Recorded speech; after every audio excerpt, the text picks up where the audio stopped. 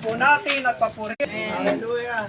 Awitin po natin yung purihin, sambahin ating Panginoon.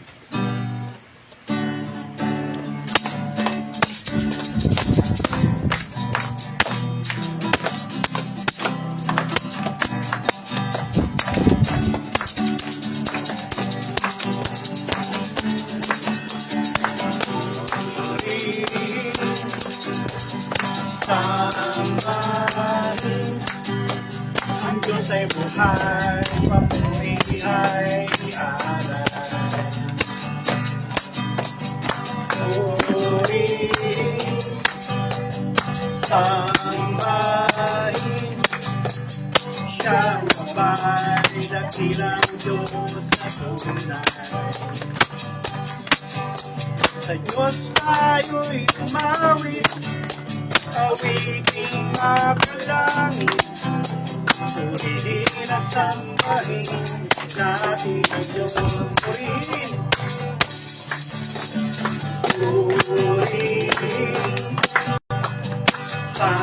sambahin ang Diyos ay buhay, dakilang Diyos na tunay. Purihin, sambahin siyang gabay, dakilang Diyos na tunay. Sa Diyos tayo'y umawit, awiting makalangit, purihin at sambahin natin ang Diyos. Minsan pa purihin, purihin, sambahin ang Diyos ay buhay, ang Pinoy ay ialay. Purihin, sambahin siyang gabay, dakilang Diyos na tunay. Sa Diyos tayo'y umawit, awiting makalangit, purihin at sambahin natin ang Diyos. Sa Diyos tayo'y umawit, awiting makalangit, purihin at sambahin natin ang Diyos. Purihin at sambahin natin ang Diyos. Purihin at sambahin natin ang Diyos.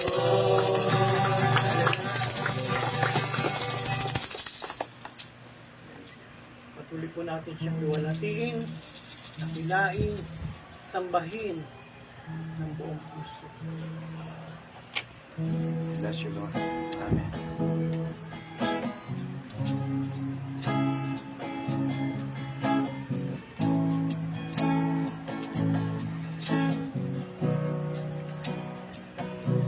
Niluluwalhati, dinadakila,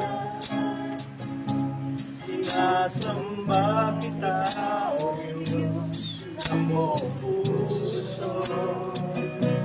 Ikaw ang hari, ikaw ang buhay, ikaw ang Diyos naming banal na pupurihin. Panginoon, kay ultimo, walang katulad mo, kami sa'yo'y sasamba. Pagkat dakila ka, hawak mo ang aming buhay. Ikaw na nagbigay, ang pagsamba sa'yo ay iaalay.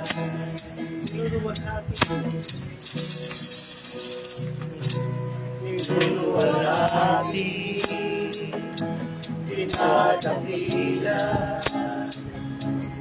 sinasamba kita, O Diyos, ang buong puso. Ikaw Hari, ikaw ang naming banal na pupurihin. Panginoon, kay buti mo, walang katulad mo. Kami sa Panginoon, kay buti mo, walang katulad mo. Kami sa iyo ay sasamba, pagkat dakila ka, hawak mo ang aming buhay. Ikaw na nabigyan, ang pagsamba sa iyo ay iaalay. Ang pagsamba sa iyo ay iaalay. Ang pagsamba sa iyo ay iaalay.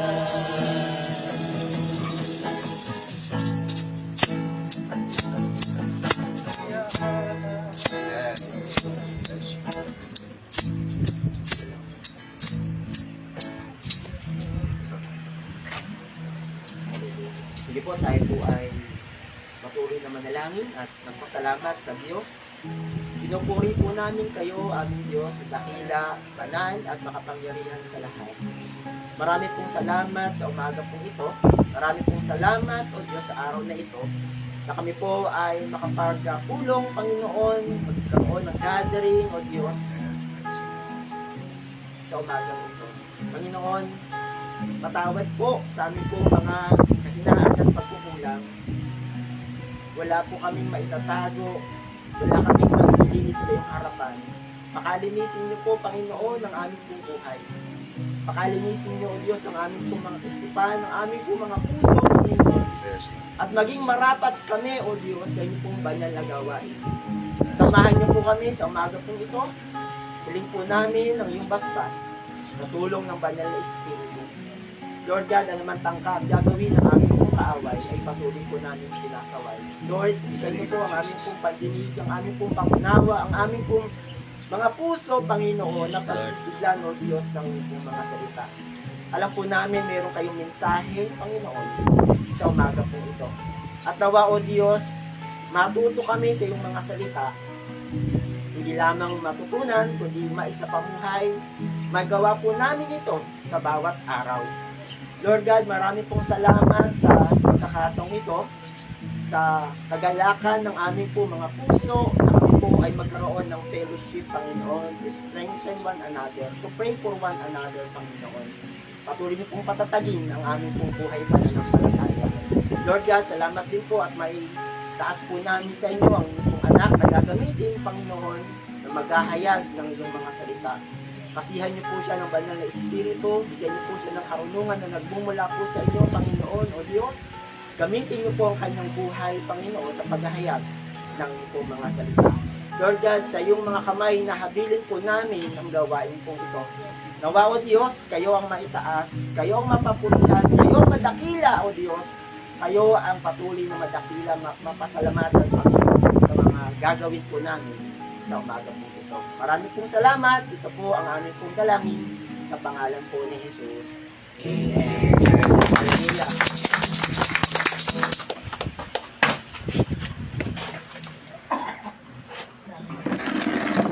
Okay, magandang umaga sa inyong lahat. Tayo ay nagagalak muli, tayo po ay nagkatipong muli sa lugar na ito. No? At yung ating kanya-kanyang pamilyang iglesia ay lalo pong lalong tayo lumalalim sa ating pakikipag-ugnay sa isa't isa, no? Sa iglesia po natin, doon po sa Conqueror, at gayon din po dito sa ating iglesia sa The Lord Our Peace, no? Naging bahagi tayo, na-combine, no? Itong ating pamilya ng Diyos sa ating pagtitipon. Purihin po ang Panginoon. Glory be to God. So, ang message po ng Panginoon ay pinamagatan ko pong the blessing of the Godhead, no? Ang pagpapala ng pagka-Diyos, ng Diyos. So ngayong Kapaskuhan, no, ay palasak na naman yung mga gift giving, di ba? Wala na raw bang ibang okasyon na higit pa, no, pag pinag-usapan po yung gift giving. Walang iba kundi ang panahon ng Kapaskuhan. Tayo po ba may naihanda ng regalo sa ating mga anak o inaanak? O tayo po ay magtatago? Okay, ganyan pa man, no? Ay ating kilalanin ang higit na nagkaloob sa atin ng pinakamabuti sa lahat ay walang iba kundi ang Diyos, no? Sinabi nga po roon sa Galatia, purihin natin ang Diyos dahil sa kanyang kahangahangang kaloob sa atin. No? Alam natin, the greatest gift of God is Jesus Christ, no? Alam natin 'yon. Nagay na lamang ang pag-ibig ng Diyos sa sanlibutan, kaya niya ibinigay ang kanyang bugtong na anak na si Jesus, no, upang kung sa kanya sumampalataya hindi na mapama kundi magkaroon ng buhay na walang hanggan. Okay, dito po sa Ephesians chapter 1 verse 3 ay tingnan natin itong pagpapalang kaloob ng Diyos sa atin mula doon sa kahon ng kaloob ng kaligtasan. Ay kapag ito ay ating binuksan ay mayroon pa tayo makikitang iba't ibang uri pa ng kaloob na naroon po sa loob ng kahon na yon. Dito natin makikita na kung meron mang dapat na magpuri sa Diyos, tayo po na mga tumanggap itong kaloob na ito. Amen. Yan, tingnan natin. Una, ay kaya akong sinabing the blessing of the Godhead sapagkat involved dito yung tatlong persona ng pagka-Diyos ng Diyos. No? Ang Diyos Ama, Diyos Anak, at Diyos Espiritu Santo. Okay? Tayo po'y manalangin muli. Ama, nagpapasalamat po kami sa mga oras na ito. Hiniling po namin ng iyong pagbabasbas sa iyong mga salita at patuloy itong kumilos, Panginoon, epektibo, Panginoon, sa aming mga puso sa mga sandali po ito. Ikaw pong maitaas sa pangalan ni Jesus. Amen. Amen. So sabi rito sa verse 3, Ephesians chapter 1 verse 3, ang mga pagpapalang spiritual sa pamamagitan ni Kristo. Magpasalamat daw po tayo sa Diyos at Ama ng ating Panginoong Jesucristo. Tingnan niyo po yan, no? Isa sa mga nabanggit sa persona po ng pagka-Diyos ng Diyos ay ang ating Ama sa langit. So, sinasabi rin ng Biblia na hindi lahat ng tao ay anak ng Diyos, no? At dahil nga ho, dahil ang isang makasalanan ay patay sa espiritu, ang espiritong nagahari po sa kanya, ang espiritong nagahari sa sanlibutan. Walang iba kundi si Satanas. Bahagi tayo ng dati nating buhay na tayo'y pinaghaharian ng espiritu na ito na nagahari sa sanlibutan na walang iba kundi si Satanas. At salamat sa Diyos, ang tayo tumugon sa Diyos sa kanyang panawagan ho sa atin, ay kung tayo ho'y sumampalataya sa ating Panginoong Jesucristo, tayo po ay ibinilang niya na kanya pong mga anak. Purihin po ang Panginoon. Dati tayo ay alipin, no, ng espiritu na naghahari nito sa sanlibutan, ngunit ngayon, dahil sa pagbabago ng ating relasyon sa Diyos, ay pinagkalooban niya tayo ng espiritu ng pagiging kanyang anak. Purihin po ang Panginoon. Okay? Hagit po yan ng pagkapala ng Ama sa atin sapagkat unang-una, ay tayo ay kanyang pinili. Sabi rito, pinagkalooban niya tayo ng lahat ng pagpapalang spiritual dahil sa ating pakikipag-isa kay Kristo. At sa ating ang pakikipag-isang ito, ay hinirang niya na tayo. So, He has chosen us, no? Yun ang isa sa mga mahalagang pagpapala ng ating Amang Diyos sa atin. Bukod doon sa lawak, no, nung kaloob natin ng kanyang pagliligtas. Kaya He has chosen us in Christ. Amen. So si Kristo ang naging batayan ng Diyos ng kanyang pagpili po sa atin.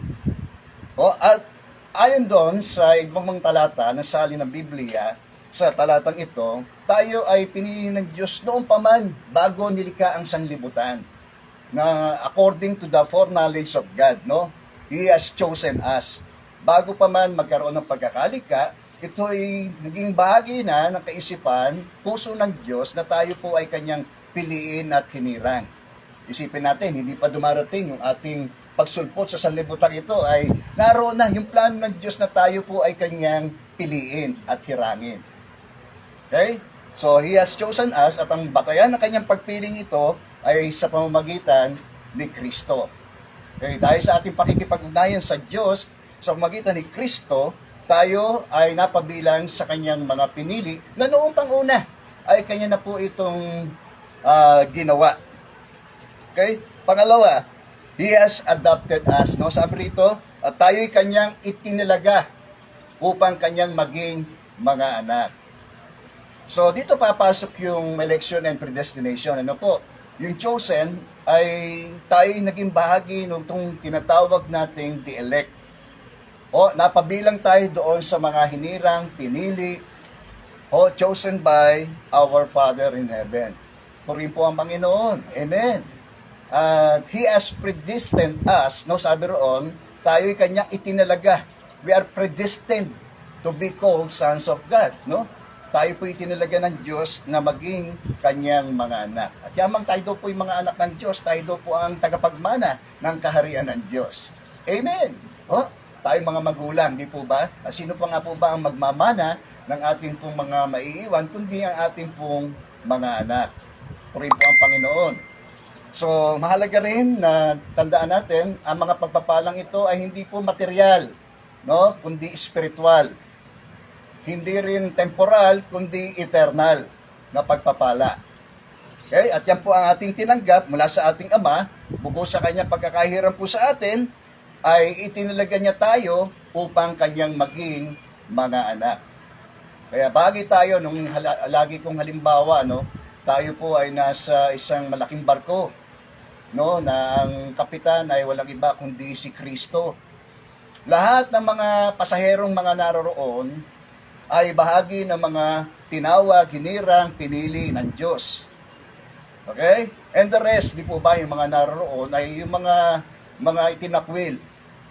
Okay? So, bahagi doon ng mga pasaherong yon, ang destinasyon nun ay patungo sa langit. Oh, of all the elect ng mga nakasakay doon sa barkong yon ay patungo doon sa destination nila. We are all heaven bound. Amen. Lahat ng mga elect ay gayon ang kanilang patutunguhan sa kaharian ng Diyos. Yun yung sinasabi nating predestined. Of all the elect, they are predestined to go to heaven. Purihin po ang Panginoon. Amen. Amen. Ang dami pong naghahangat na mapunta sa langit, no? Bagamat nagsisikap sila, no, sa kanilang sariling mga pamamaraan, pero salamat sapagkat yung ating dati ring pamamaraan ay hindi ho nakasapat upang makamit natin ito pong biyaya ng pagliligtas na ito ng Diyos, kundi sa pamagitan ng kagandahang loob na ito ng Diyos sa ating pananampalataya sa Kanya. Okay? Amen. Pang-anim, sa verse 6, sabi dito, He has accepted us, no? Ang ating Ama sa langit ay Kanya ho tayong tinanggap. Purihin po ang Panginoon. Sabi, tayo Kanyang itinalaga upang maging kaanak niya sa pamamagitan ni Jesucristo. Yan ang Kanyang layunin at kalooban. Purihin natin siya dahil sa Kanyang kahangahangang pagkalinga sa atin. He has accepted us at sa pamamagitan ng Kanyang minamahal na anak. Purihin po ang Panginoon. Ayun ang mahalagang tatlong blessing of our God the Father, no?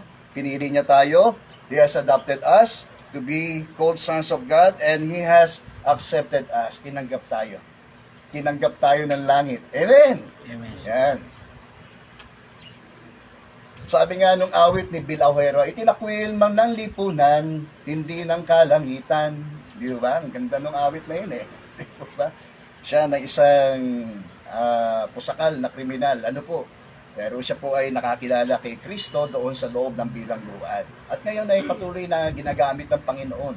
At naging patotoong buhay, yung kanyang buhay sa maraming mga kapwa niya, mga bilanggo. No? Sapagkat yun ang kanyang unang mga naging ministry doon sa loob ng kulungan. Okay? At gaya rin na kanyang mga patotoong mga awit na nalikha, no, ay patuloy itong nagiging pagpapala sa marami, no, hindi lamang doon sa mga nasa loob ng bilangguan, kundi doon sa maraming mga tao na kanya pong mga napangangaralan. Purihin po ang Panginoon sa kanyang buhay. Okay, pangalawang blessing, the blessing of God the Son, no, ang pagpapala ng anak ng Diyos. Makikita ho natin yon mula sa verse 7 hanggang verse 12. O ano ho ba ang pagpapala na ito ng Diyos Anak sa atin? Sa pamamagitan ni Kristo, He has redeemed us, sabi roon sa verse 7. Tinubos tayo ni Kristo. Di ba? Sa sanlaan, meron tayo makikita roon, di ba? Sangla. Tapos tubos. Di po ba? So, sagana natin bilang mga makasalanan, tayo po'y naalaga sa sanlaan ng mga kaluluwa kay Satanas. Ano po, nung tayo po ay wala pa sa ating Panginoong Yesus. Pero salamat, nung tayo ay kinatagpo ng Panginoong Yesus, ito ay isa sa mga pagpapalang ginawa ho sa atin ng Diyos Anak. Ano po yon? Tayo ay kanyang tinubos. Sabi, ang pinantubos sa atin, hindi yung mga mamahaling hiyas tulad ng ginto, pilak, kundi mismo ang dugo, ang buhay ng ating Panginoong Hesukristo. Okay, sapagkat sabi ng ayon sa kautusan, lahat ng bagay nililinis na sa magitan ng dugo at walang kapatawaran ng kasalanan kung walang pagbububo ng dugo. There is no remission of sins, no, without the shedding of the blood. Kaya mahalaga po yun. Tingin niyo po yun. Yung buhay mismo niya ang kanyang ipinantubos sa atin hong mga makasalanan. Anong pangalawang pagpapala ng Diyos Anak sa atin? He has forgiven us.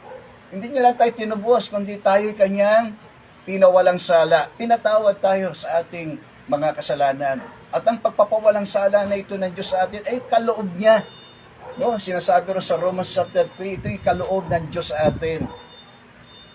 Okay? Kaya nga, yung pagpapala rin ng pagpapawalang sala ng Diyos sa atin, ay tinamo natin nung tayo po'y nagkaroon ng kapanatagan sa harapan ng Diyos. Sabi rin sa Romans chapter 5 verse 1, through Him, no, natamo natin yung kapanatagan na yun. We have peace with God, di po ba? Sapagkat sabi ng Bible, lahat po tayo ay kaaway ng Diyos dahil sa ating mga kasalanan. Hindi tayo naghanap sa Diyos. No? Wala daw pong naghahanap sa Diyos. No one seek God. Di ba? Walang maituturing na matuwid. Yung pamantayan ng Diyos sa kanyang pagkamatuwid ay sa pamamagitan lamang po ng pananampalataya. At ang pagpapawalang sala na ito ng Diyos sa atin ay kanyang kaloob. Okay? Hindi lamang po yung ating mga nakalipas na mga naging mga kasalanan sa kanya. Alam ko, napakarami nun. Di ba? Mula nung tayo magkamulat sa mabutit masama, di ba? Dumaan yung ating pananagutan sa Diyos patungkol sa ginagawa ho nating mga kasalanan, sa ating mga iniisip, sa ating mga sinasabi, at sa ating mga ginagawa. Alam ho natin yan. Amen.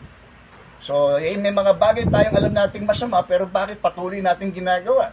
At ang katotohanan na sinasabi ng Biblia, lahat ay alipin ng kasalanan. No, ang sin, ang ating taskmaster, at kung ano yung dinidikta nito sa tao, yun ang kanyang sinusunod. Di ba? Kaya kung obserbahan natin, no, kahit ang isang bata, hindi nating turuan gumawa ng masama, ay gumagawa ho siya ng masama. Di ba? Wala naman nagturo sa atin na gumawa na, wala tayong subject na patungkol sa kasalanan kung paano natin gagawin ito. Likas niya ito na ginagawa ho ng tao. Amen. Di ba? Likas na ho ito ng ginagawa ng tao eh. Di ba? So, napakahalaga itong ating pagpapala nito sa atin ng Diyos Anak na dahil hindi lamang kanyang tinubos, kundi tayo kanyang pinawalang sala. Sa ating mga nakalipas na kasalanan, sa ating kasalukuyan, no, ay naka-extend yung pagpapatawad ng Diyos sa atin, no? Sinasabi ron sa unang 1, chapter 1, di ba? Na kung sinasabi natin tayo hindi nagkakasala, dinadaya natin sarili natin, pati na ang Diyos. At wala sa atin yung katotohanan. Ngunit, di ba? Sinasabi ron kung ipapahayag daw po natin ang ating daw pong mga kasalanan. Yung po yung tinatawag natin sa kasalukuyan, no? Tayo ay nagkakamali pa rin ho tayo. Di ba? Nagkakasala pa rin tayo. Misa sa isip lang eh. Miski ayaw mo mag-isip ng masama, nakakapag-isip ka ng masama eh. Di ba? Miski pigil mo sa dila mo. Di ba? Lumalabas pa rin eh. Out of the abundance of the heart, the mouth speaketh. Di po ba? mula ron sa ibuturan ng puso ng tao, lumalabas sa kanyang bibig. Minsan nga, yung dual pa yung lumalabas eh. Minsan, pagpupuri sa Diyos. Pero meron din lumalabas na panlalait sa kapwa. Minsan, ganun po. Tama po ba? Yun ang likas ng tao eh. At kahit tayo pinalaya sa pagkakaalipin, vulnerable pa rin ang isang Kristiyano, anak ng Diyos, na magkasala. Kaya nga yung pagpapawalang sala ng kaloob na ito ng Diyos sa ating kaloob eh, naka-extend maging sa kasalukuyan nating nagagawang mga pagkakasala. Amin po ba? Kaya dito tayo bandang huli palalayain ng Diyos. Yung lubusang redemption na ito ng Diyos sa atin, palalayain tayo doon. Dito sa likas ng pagiging makasalanan. Diba? Kaya nga si Paul, sinasabi niya, yung mga masamang hindi ko ibig, ang siya kong nagagawa. Naghahangad ako ng mabuti, pero yung masama ang aking nagagawa. Kaya nga kahabag-habag yung kalagayan niyang yun eh. Pero sino raw magliligtas sa kanya sa ganung klase ng kalagayan? At pinuri niya ang Panginoong Yesus. Sinabi niya, si Jesucristo. Amen. Di po ba? So, gayon din sa kasalukuyan. Yung extension ng pagpawalang sala ng Diyos sa atin, hindi lamang doon sa nakalipas, kundi sa kasalukuyan at sa mga kasalanang hindi pa rin para natin nagagawa, naka-extend doon yung papapawalang sala ng Diyos sa atin. Purihin po ang Panginoon. Amen. Ngunit hindi natin dapat gawing lisensya yon. Ano po? Para tayo magpatuloy sa pagkakasala. Yun yung sinasabi rin ni Paul doon sa Romans chapter 6. Patuloy pa ba tayo magkakasala para sumagana sa atin ang kagandahang loob ng Diyos? Hindi. Di ba? Tayo daw po ay mga patay na sa kasalanan, kaya hindi na tayo dapat mamuhay sa pagkakasala. At dito papasok yung desisyon ng isang anak ng Diyos na iwanan, itakwil, talikuran ang kanyang masamang pamumuhay. Desisyon ng personal ng tao yan eh. Di ba? Kung tayo mamumuhay, tayo naging Kristiyano na, tayo mga anak ng Diyos, mamumuhay tayo sa kasalanan, lalayo tayo sa Diyos. Pero ang buhay natin, nilalapit natin sa Diyos, tingnan niyo po, ang dulot niyong buhay na masagana, amen po ba? At ganap. Ang siya naman ipinangako ho ng Diyos sa atin. Purihin po ang Panginoon. Amen. Pangatlo, blessing from the Son of God. Sabi rito, He has revealed God's will to us, no? Inihayag niya ang kalooban ng Diyos para sa atin.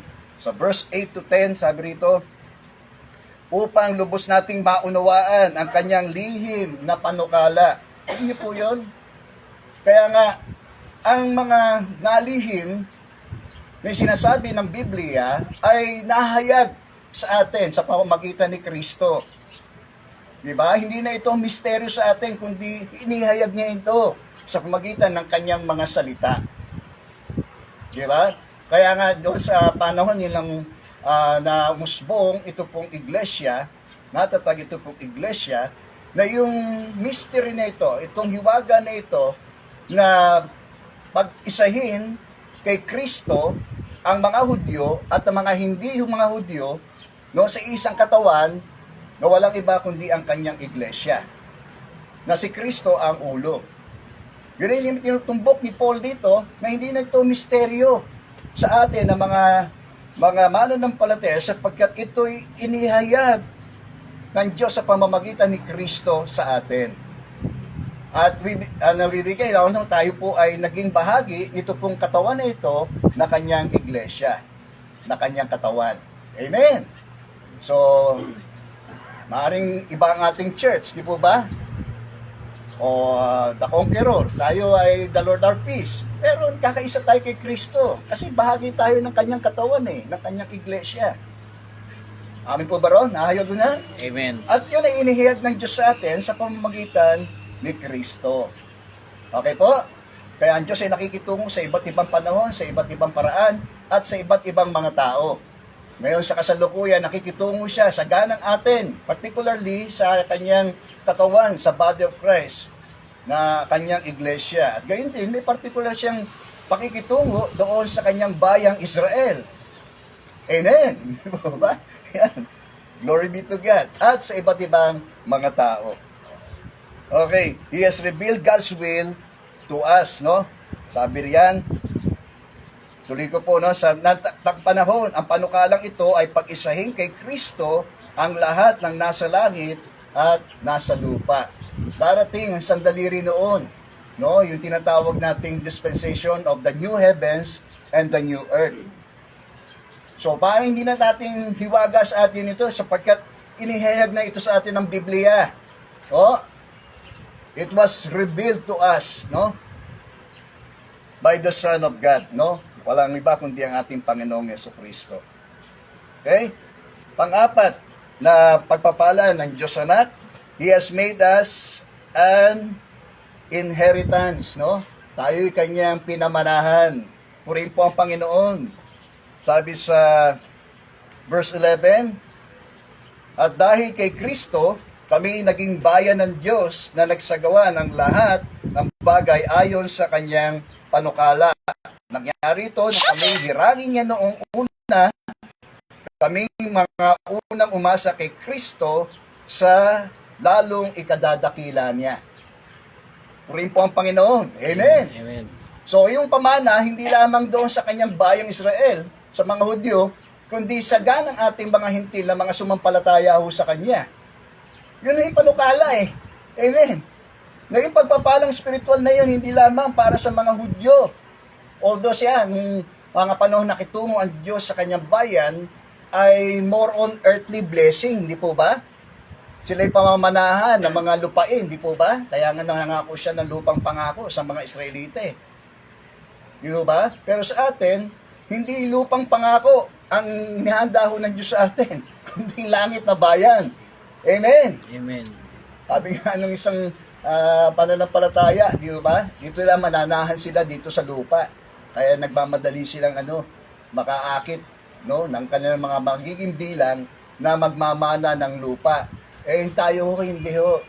Amen po ba? Sabi sa Hebrews, no, nananatili pa ang pangako ng Diyos. Tayo umaasa hindi sa lupang pangako, hindi makalupang mga pangako, kundi makalangit na pangako. Purihin po ang Panginoon. Amen. Okay? So, yun, sinasabi natin, the blessing of God, the Son. Pangatlong blessing from the Holy Spirit. Amen. Nabanggit kasi rito ang banal na Espiritu eh. Dito po sa verse 13, sabi, kayo may naging bayan ng Diyos. Okay? Noong Old Testament, ang Israel was called the nation of God, di ba? God's nation. Amen po ba? So ngayon, tayo ay naging bayan ng Diyos, tayo mga hindi napabiyan doon sa mga pangako ng Diyos sapagkat tayo po, sabi rin dito sa Ephesians, na hindi tayo kabilang doon sa mga pangako ng Diyos nung una. Amen po ba? Kasi hindi tayo bahagi ng mga Jewish nation eh. Amen po ba? Pero dahil nag-extend ang habag na ito ng Diyos sa atin, kahit tayo mga dugong mga hentil, di ba? Hindi tayo mga Hudyo. Pero yung pangako ng Diyos ay sumagana sa atin sa pamamagitan ni Kristo. Okay? At inihayag ito sa atin ng Espiritu Santo. Sabi rito, kayo may naging bayan ng Diyos kung kayo'y manalig sa Kanya, matapos ninyong marinig ang salita ng katotohanan, ang mabuting balita na magdudulot ng kaligtasan. Di ba? At ang kaligtasan ito, ang scope nito ay para sa lahat ng tao. Okay? Kaya lang, bagamat ito'y para sa lahat ng tao, hindi lahat ng tao ay magkakamit nitong kaligtasan ito. Doon lamang sa mga magiging recipient o mga tatanggap nitong mabuting balita na ito ng pagliligtas ni Kristo. Andiyan pa ba kayo? Amen. Ba? Tayo, bahagi tayo kasi tumugon tayo eh. Nung mayroong magbahagi sa atin ng salita ng Diyos. Iba-iba tayo ng mga conversion story, di po ba? Kung paano tayo nahihikayat sa pananampalatayang Kristiyano, iba-iba tayo ng istorya. Pero nagkaisa tayo roon kasi narinig natin ang mabuting balita nito na may nag-share sa atin. At ito'y tinanggap natin sa pamamagitan ng pananampalataya kay Kristo. Sabi, hindi ko ikinakahiya ang mabuting balita sapagkat ito ang kapangyarihan ng Diyos ay kaliligtas ng bawat nananampalataya. Una sa mga Hudyo at gayon din sa mga hindi mga Hudyo tulad natin. Okay? Tingnan niyo po yun, no? Pinagtagpo sila. No? Parang tayo. Ganyan, pinagtagpo tayo. Ang conqueror at the Lord our peace. No? Na maganda na nabuo tayo sa isang katawan ni Kristo. Purihin po ang Panginoon. Amen. Okay? The blessing of the Holy Spirit. Sabi no, kaya sabi rito, kaya ipinagkaloob sa inyo ang Espiritu Santo na ipinangako ng Diyos bilang tatak. O anong ginawa ng Espiritu Santo? Yung blessing niya, He has sealed us, no? Siya ay, tayo'y kanyang tinatakan. Alang ibig sabihin ng tatak ay ownership. Okay? Sa mga produkto, di po ba, may mga label doon, makikita natin kung sino po ang may-ari ng produkto na yon. Tama po? Yan. At alam natin, gawin din, doon sa mga rancho, di po ba? Nagtatatak sila doon sa mga kanilang mga hayop. Di po ba? Doon sa katawan, sa pigi, kung saan man. No, yun ay mangangahulugan na yun ay merong may-ari. Amin po ba? So, ganun din tayo. Ang tatak ng Espiritu Santo ang siyang magpapahayag sa atin na tayo po yung mga pag-aari ng Diyos. Kaya alam ng Diyos kung sino yung kukunin niya. Kung sino yung wawalay niya. At sino yung kukunin niya. Dahil dito sa tatak na ito. Amin po ba? Andiyan po ba kayo? Amen. Hindi po ito tato, ah. Hindi po ito tato. Hindi sa magitan ng tinta. Ano po? Ito ay sa magitan ng spirito, ng titik, no? Na siyang atin hong naging tatak ng pagiging pag-aari ng Diyos. Amen! Amen. Pagiging niyo po yun. And second, the blessing of the God, the Holy Spirit. Pangalawa, He has given us an earnest. Di po ba? Halimbawa, bibili tayo ng lupa. Di po ba? Para maal natin yung lupa na yon, masecure natin, nagbibigay tayo ng earnest money. Paunang bayad. Di po ba? Bilang garantiya na talagang tayo na, no, ang bibili. At tayo ang tumubos. Di po ba? O tayo na magiging may-ari ng bagay na yon. Amin po ba? So, ganoon din.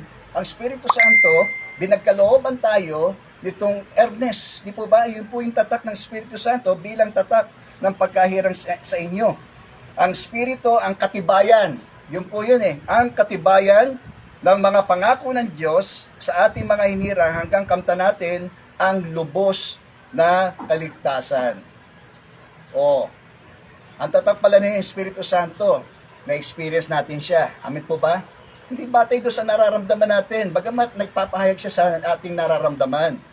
Kung na ating tinanggap siya, sa ating Panginoong Yesus, hindi lamang ang Ama ating tinanggap, ang Panginoong Yesus ang Diyos na kundi ang Espiritu Santo na ipinangako ni Jesus. Diba? Sa kanyang mga alagad noong pamanguna, hindi ko kayo iiwanan nangungulila sapagkat dadalangin ako sa Ama at kayo'y pagkakalooban pa niya ng isa pang patnubay na makakasama ninyo sa magpakailan pa man. Yun ang tinutukoy niya, walang iba kundi ang Espiritu Santo.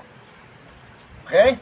At isa sa kanyang mga gawain sa ating mga bilang mga mananampalataya ay tayo'y kanyang selyuhan, tatakan. Amin po ba? Pangalawa, siya po ay nag-i-indwell sa atin. Nananahan siya sa atin. Amen. Siya rin ay nagtatransform sa atin mula roon sa loob patungo sa labas. Kaya dahil ng isang Kristiyanong tumanggap kay Kristo, sa magitan ng Espiritu Santo, talagang nababago yung buhay niya. Nababago yung kanyang mga values, yung kanyang mga interest, yung kanyang mga perspective sa buhay. Nababago unti-unti ng Diyos. At yan ang patunay na yung Espiritu Santo ay suma sa tao. Purihin po ang Panginoon. Amen. Kung doon man, ang Espiritu Santo ay nag-aano sa atin, siya'y nasa labas, pero dahil sa ating pananampalataya, sa ating Panginoon sa Kristo, siya'y suma sa atin doon sa loob. At yun sa mahalagang gawain po niya, ay tayo po ay kanyang binabago, no? From glory to glory. Amen? Okay? Ano pa? Ang ginagawa ng Espiritu Santo sa atin. Di ba? Tayo ay kanyang, pinupuspos. Kaya nga sinasabi ni Paul, sikapin yung mapuspos ng Espiritu Santo. Huwag kayong maglalasing. Nakakasira yan ng mabuti pamumuhay. Di ba? Kundi sikapin ninyong kayo'y mapuspos ng Espiritu Santo. Amen. So ayan, isang mga mahalagang mga gawain po ng Espiritu Santo sa buhay natin palataya. Hindi lang yung simula nang siya tayo'y kanyang tatakan bilang tayo pag-aari ng Diyos, kundi siya'y patuloy na kumukilos sa atin upang tayo po ay baguhin, no? Pasibulin sa atin yung sinasabing bunga ng Espiritu, yung karakter ni Kristo ay mahayag mismo sa ating mga buhay. Amen. Kaya nga sabi, walk by the Spirit, no? Para hindi natin magawa yung mga gawa ng laman sa buhay natin. Habang pinapatay natin yung gawa ng laman na ito sa buhay natin. At sabi, hindi makakaila yung gawa ng laman. Ano po yun? Pangangalunya, pakikiapid, tarimarimarim na pamumuhay, paglalasing, ano pa? O, marami pa, di po ba? Kabuktutan, di po ba? Pag-iimbot, kasakiman, amen. Pagsamba sa Diyos-Diyosan. Din sinabi ni Paul, binabalaan ko kayo una, tulad ng nagpapatuloy na gumagawa ng mga bagay na yan, ay hindi tatanggapin sa kaharian ng Diyos. At para natin mapagtagumpayan yan, sa pamagitan ng Espiritu Santong sumasa atin. Amen! Kaya nga ito yung kanyang hinuhubog sa atin, yung karakter ni Kristo. No? The fruit of the Spirit ay pag-ibig, kagalakan, joy, peace, amen, goodness, kindness. Amen! Amen. Yan ang kinikreate ng Espiritu Santo sa atin. From the inside out. Purihin po ang Panginoon. Glory be to God.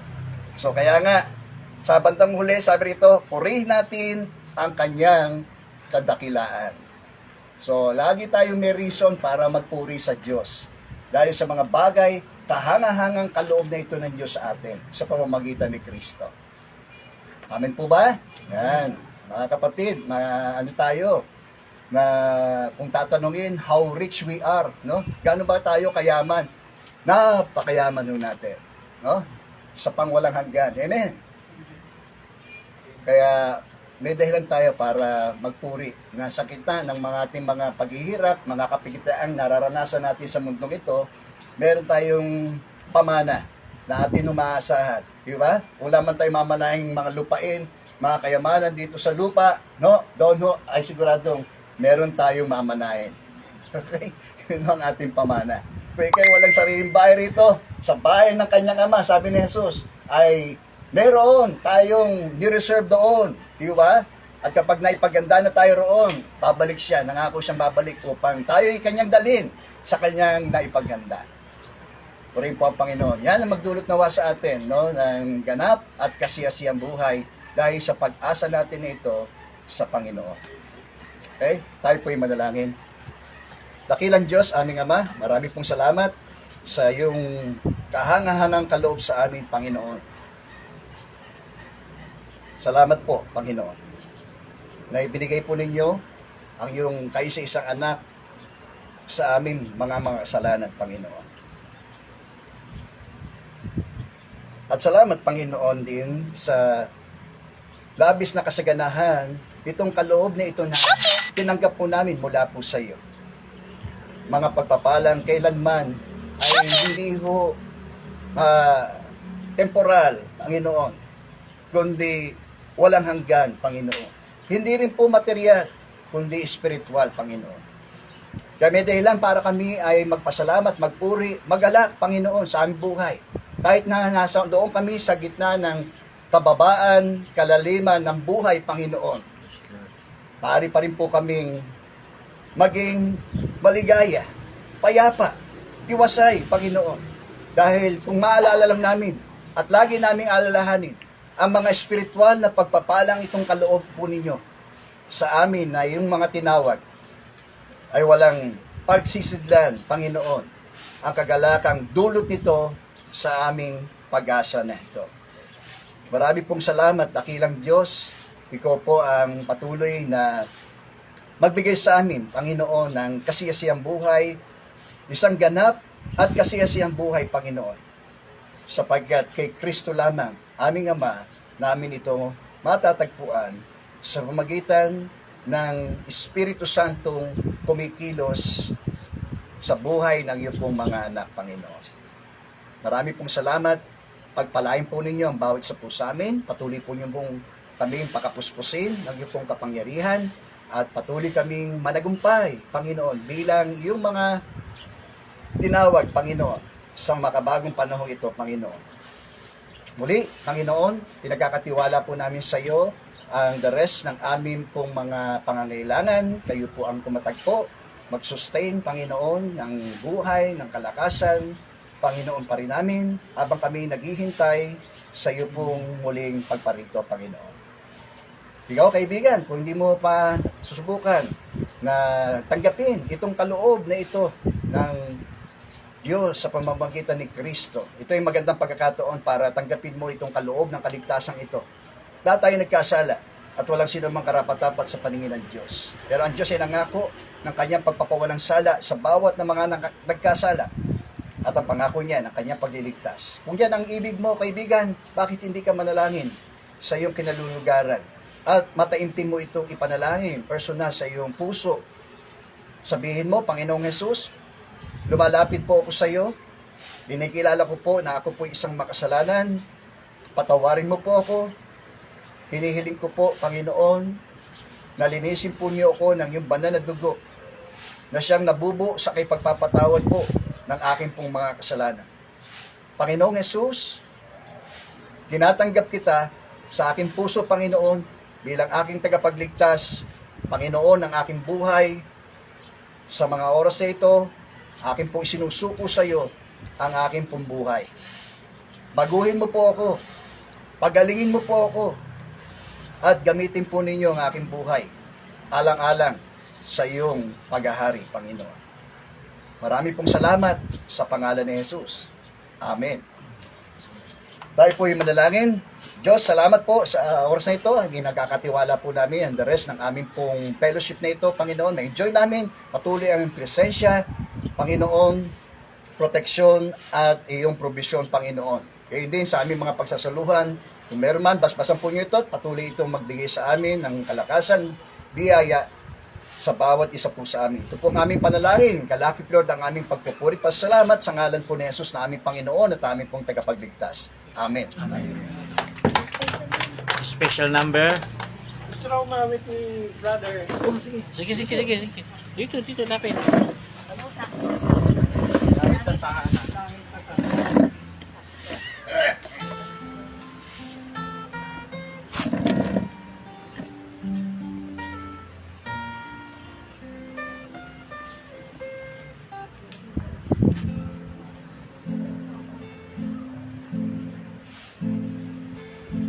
Ang tangang hinilahan ng ating Panginoon hindi masisira, mananatili kailanman.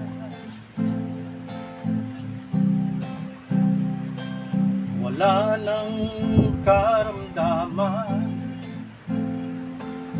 o kapit-hatihan,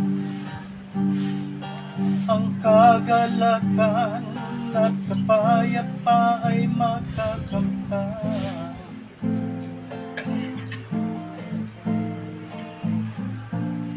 Langit na tahanan, ang sa atin ay kanyang inilaan.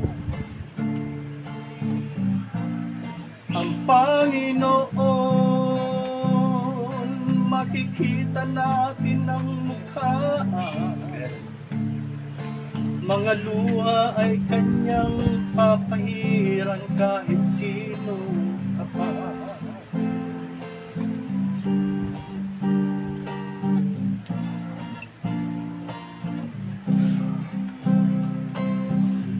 At araw lumipas na,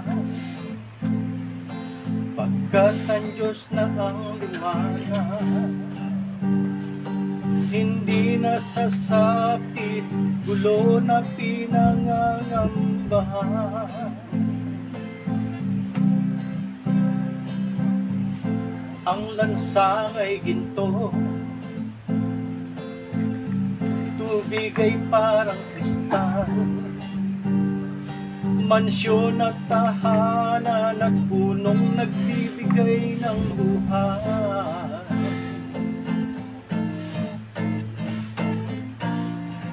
Langit na tahanan, ang sa atin ay kanyang inilaan. Ang Panginoon,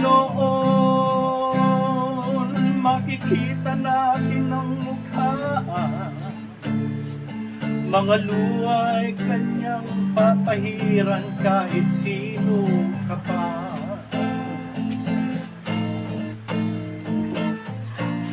Langit na tahanan, ang sa atin ay kanyang inilaan. Ang Panginoon, makikita natin ang mukha. Mga luha ay kanyang papahiran. Mga luha ay kanyang papahiran. Mga luha ay kanyang papahiran kahit sino ka pa.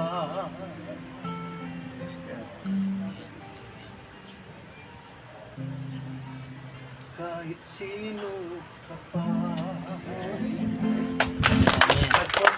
Amen. Sakto po sa message. Oo. Okay, praise God. Okay. Baka may nahamon.